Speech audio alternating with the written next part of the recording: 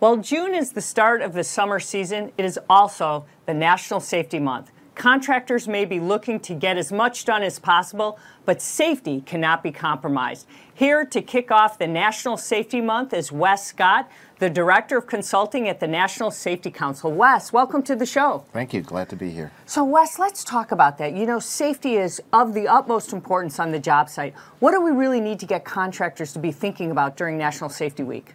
Well, during National Safety Month, I guess I should say. During National Safety Month, one of the things that we'd like contractors in particular to think about is preventing and eliminating falls on the job site. That has a tendency to be an issue that year over year is in the top 3 of all of the injuries reported on job sites. So why are falls still so prevalent on the job site? You know, you'd think by now they've had enough training and that they would be concerned about that, but why do we still have that as still the leading factor on the job site? You are correct. There's a lot of training, there's a lot of equipment available out there, but the bottom line is sometimes employees just simply feel that they can get the job done quicker if they eliminate using the tools and the equipment made available to them. Sometimes they feel rushed, sometimes they feel that their boss wants productivity over the safety piece. So there's a lot of contributing factors there. So we've now advanced in a stage where equipment's improved, technology's improved. Are we not using all of these tools that we have available to us, that we're still so in a rush to get the job done that we've not advanced to take advantage of what is available to us?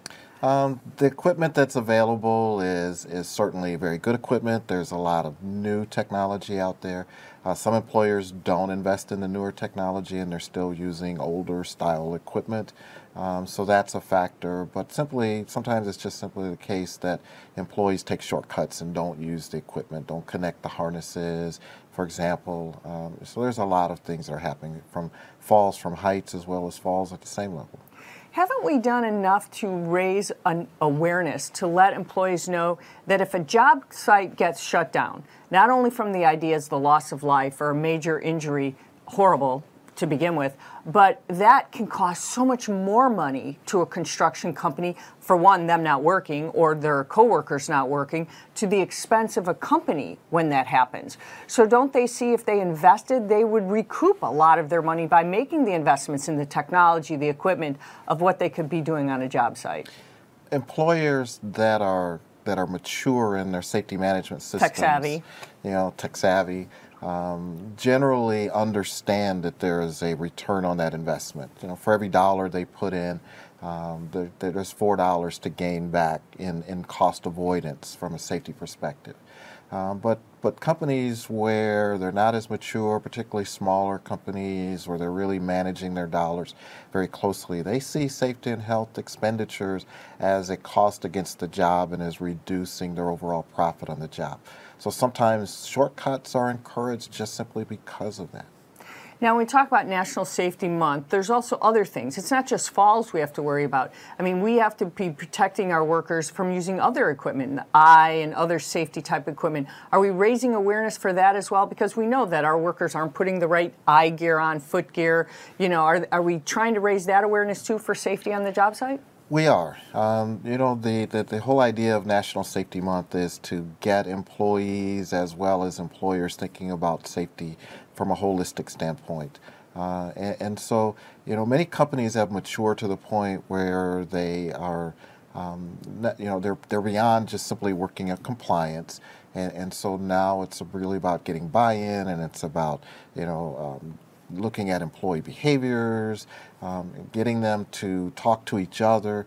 So there's a lot of things that we have to do. So it's not just equipment, it's not just conditional failures, but sometimes it's really more about getting that safety mindset so that we recognize and understand hazards as we do the job so that we can do a better job of protecting ourselves.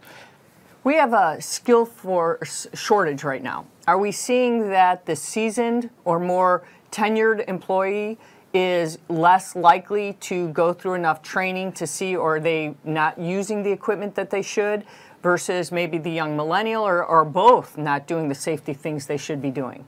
One of the struggles that comes down to getting that message out is what's the right way to do it. Folks that are tenured, been on the job for a while, say, hey, I've heard this over and over again. Why do you keep telling me about it? But repetition has value. And then for the millennials, it's how do you reach them in the modem that actually gets that message across. And so how do we use the computer? How do we use our iPads? How do we use technology to communicate and help train and keep repeating consistently that message? So we really have to use OSHA and what you folks are doing at the National Safety Council to really raise awareness that it doesn't matter whether you're old or young. Training is so very important all the time. You've never learned enough to always have to repeat. You know, we always say in construction, location, location, location. Now it's data, data, data. Now it should be safety, safety, safety, right? We've just got to keep repeating that message so that our workers understand there's so much more to remember and to keep reminding ourselves why safety is so very important. That is absolutely true. Training is one of the ways to do it, but there are others. Just whether it's toolbox talks or messaging within the organization, pre-shift briefings, every opportunity that we can take to sit down with our employees, to talk to them, to remind them to keep safe, and to remind them of why we do it. At the end of the day, it's not because I want you to be safe for my company, but it's because I want you to be able to go back home and enjoy the quality of life that you deserve. Key to all of this is we want to keep our construction crews safe on the job site, right? All the time, 24/7, so they can go home to their families, right? Absolutely. So that's it. Well, you know what, Wes, thank you so much, and we appreciate the National Safety Council telling us all about this. Where can our viewers get all the information so they can learn more about keeping themselves safe on the job? If you go to the OSHA website, OSHA has created a site for National Fall Stand Down Week.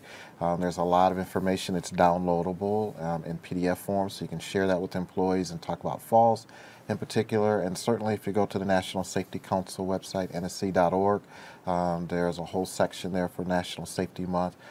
There's 4 themes for the month, and there's information that's downloadable there as well. Wes, thank you so much for being with us. And that's our Safety Zone for today.